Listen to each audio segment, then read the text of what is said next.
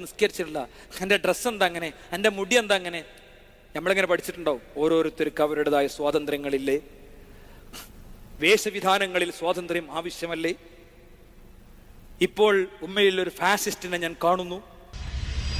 പോടച്ചങ്ങായി, ഈ ഫാസിസ്റ്റിനെ കാണുന്നതിന് മുമ്പ് നമ്മളമ്മ കണ്ടിന്. നമ്മളെ അപ്പി കൈകി തന്നമ്മ. പാമ്പേഴ്സ് വരെ പ്രചാരത്തിൽ അത്ര വ്യാപകമായിട്ടുണ്ടാവില്ല നിങ്ങളൊന്നും പ്രായത്തിൽ. ഇഞ്ച പ്രായത്തിൽ എന്തായാലും ഇല്ല. അന്ന് ഉമ്മാന്റെ ഡ്രസ്സിൽ മൂത്രിച്ചും കാട്ടിച്ചും മണപ്പിച്ചും നടന്ന കമ്പനിയാ. ഉമ്മ ഒന്ന് വിമർശിക്കുമ്പോൾ തന്നെ ആകെ കൂടെ ജതപളകിട്ട് ഉമ്മാനോട് ഡയലോഗ് അടിക്കണത്. നീ പോയി 1 കിലോ മത്തിയം കൊണ്ടുവന്നാ ഇൻകോട്ടില്ല, ഞങ്ങൾ ഓനോട് പറഞ്ഞോളി. ആരായി ഓന്? നമ്മളെ താഴെ മേലെ ഒരുത്തുണ്ടാവും. ഓൻ അടുത്തേക്ക് പോസ്പോർട്ട് ചെയ്യും, അടുത്താക്ക് ഫോർവേഡ് ചെയ്ത് കൊടുക്കും. തിന്നനോടത്തോ ഭയങ്കര കോപ്പറേഷനാണ്. ഞാൻ പറഞ്ഞ ചിരിച്ചായിരിക്കും കേൾക്കണത്. പക്ഷേ ഇത് റിയാലിറ്റികളല്ലേ?